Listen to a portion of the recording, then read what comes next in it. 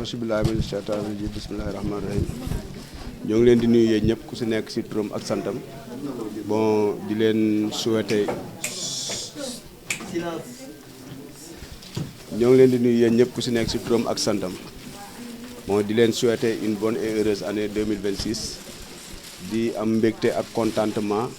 di ñëw tey fii si clinique Maimouna yi nga xam ne yàgg nañu nekk ak ñun ay partenaires yàgg nañu liggéey ak ñun suyu bëri tey suñu borom dogal ñu nekk suñu 5e édition du premier bébé de l'année suñu borom nammeek aussi fii si madame Sène nekk te comme li ñuy wax hasard amul man mii di wax ak yéen bi may judd si loxo madame Sène laa juddoo hôpital Géej kon bu yàlla demee ba tey moom mu am hôpital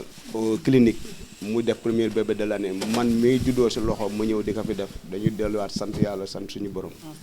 donc di ñaanal yàlla soxna si am doom bi yàlla na koy suñu borom def ko magul islam di ko ñaanal aussi moom wér topp ci di remercier aussi sage-femme yi ko accompagner parce que ñëpp xam nañ seen xarañte ñu ngi koy wax partout bon hôpital nag li Youssou Ndour waay rek docteur dafay laabir xolam ba day leer te loolu moo am fii si clinique madame Sène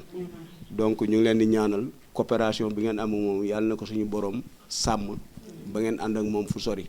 parce que da ngeen naan ñun li ñuy def yombul mais moom li mu def yombul parce que mënoon na tëdd këram bi mu retraité li mu yor mu toog a lekk ak njabootam mais am na ay nit ñu fiy daan seen doole à travers moom ñu fiy gagne-pain di yóbbu seen kër kooku nag boo ko ñaaneelee jàmm pour sa jàmm la donc di remercier aussi toute l'équipe de Kër Ndaanaan TV ci accompagnement bi ñu def ndax tey jii laa jóge Italie ku ne xam na ni organisation lu mel ni yombul donc c'est toute une équipe qui est derrière di remercier nos parrains yi nga xamante ni les marraines dañu ñëw pour jàpp ci pour affaire bi di am succès dañu bëgg dimbale nit ñi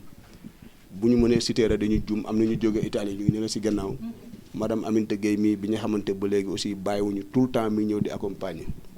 la Sococim nag que je donne une mention spéciale parce que nit yor na fi structure di investir ci leneen mais depuis bi ñu leen xamee ba léegi à chaque fois rek ñoom ñoo ñu woo sax nit ñi ñoo leen jël ci suñu participation donc ku mel noonu c'est pas à ignorer di remercier tous les sponsors les restaurants yi ñëw ñëpp jàpp ci tey ñoo fi indi añ yeeg lépp pour la réussite de cet événement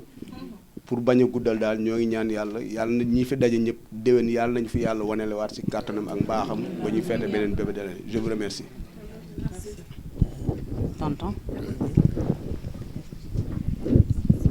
Bon, merci beaucoup PDG asalaamaaleykum wa rahmatullah maa ngi nuyu ñëpp nuyoo jullit di féliciter monsieur madame Faye sant yàlla bi leen xéwale bébé de l'année di wax ne c'est une satisfaction di féliciter aussi partenariat bi ñu am ak Kër Ndaanaan TV vous avez une merveilleuse équipe kontaan fekk fii sama sœur madame Gueye qui est ma cousine germaine bon ñu bari xamuñu ko mais ni ngeen ko waxee rek tout ça c'est grâce à madame Sène qui a passé 30 ans comme maîtresse sage-femme à Rufisque et ren si 2025 bi bi am 30 ans donc elle capitalise 60 ans de carrière en obstétrique di remercier équipe obstétrique bi fi nekk madame Nia Nogay jiite ko ak équipe bi mu fi nekkal yëpp ak encadrement gynécologue ak pédiatre yi ñu àndal parce que c'est toute une équipe qui est derrière peut-être yéen gisu leen ko mais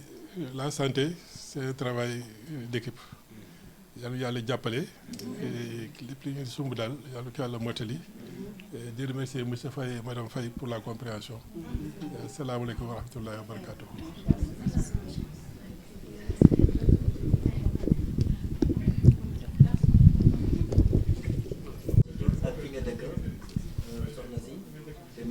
ak tey jii lan nga yëg exactement ci li nga xamante ni moo fi xew yàlla def tey nga jur ki nga xamante ni mooy bébé de l'année ñu bàyyi la ak askan bi nga wax li nga xamante ni moom nga sentir ci bésu tey. waaw asalaamaaleykum man maa ngi tudd Landing Faye sama soxna mi ngi tudd Fatma Ndiaye maa ngi dëkk Zac Mbao yàlla dafa def sama première doom fii la ñëwoon ndeysaan Rokkay moom laa ko tuddee sama yaay laa ko tuddee ma indi ko woon fii vraiment ñu toppatoo ko macha allah moo taxit bi paa tamit ma ne waa damay ñëw encore clinique may mun a donc tey tamit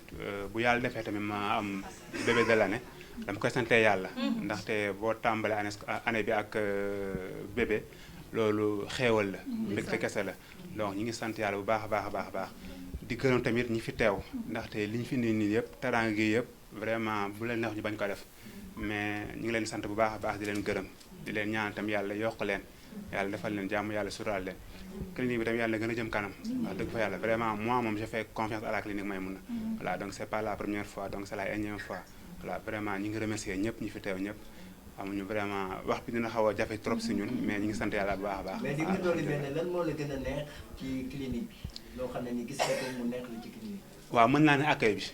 waaw man vraiment accueil bi moom neex na ma trop. waaw parce que boo ñëwee dinañ la dalal dinañ waxtaan ak yow. waaw sama premier doom bu mu fi ñëwee même chose toog na fi presque toute la nuit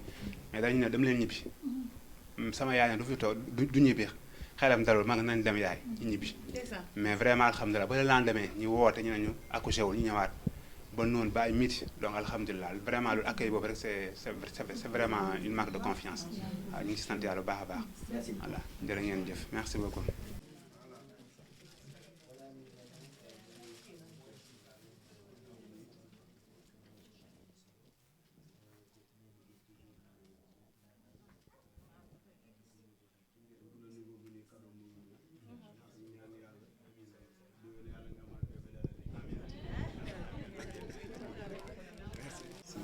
voilà soxna si nga présenté wu wax ñu sa responsabilité ci clinique bi wax ñu tamit say sentiments ci li nga xamante ni moo fi xew. asalaamaaleykum wa rahmatullah maa ngi nuyu ñëpp di sant ñëpp di jiiteel nuyoo bi di ko teg sama directeur général madame Sène Aminata Kane di nuyu l'ensemble du personnel de la clinique Maïmouna di kontaan si bés bi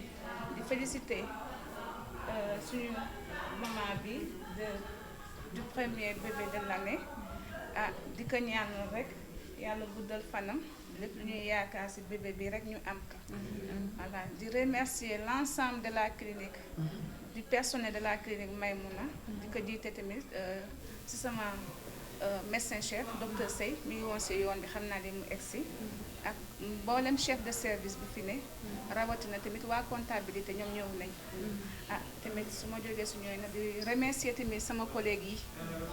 man may maîtresse sage-femme bi la première fois ñu am bébé de l'année franchement waa Ndanane TV nag yombalal ñu ko ñu bég si lool nag te biñ ko amee dañoo insister oote rek affaire bi jàll macha allah ñu kontaan waaw di remercier tamit sage-femme bi nga xam ne moo def liggéey bi muy Binta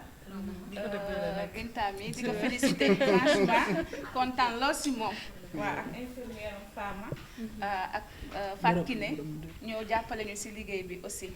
kon ñu ngi remercier ñëpp ak waa Néonat Soda waa crèche ñi nga xam ñooy recevoir bébé di def soins yi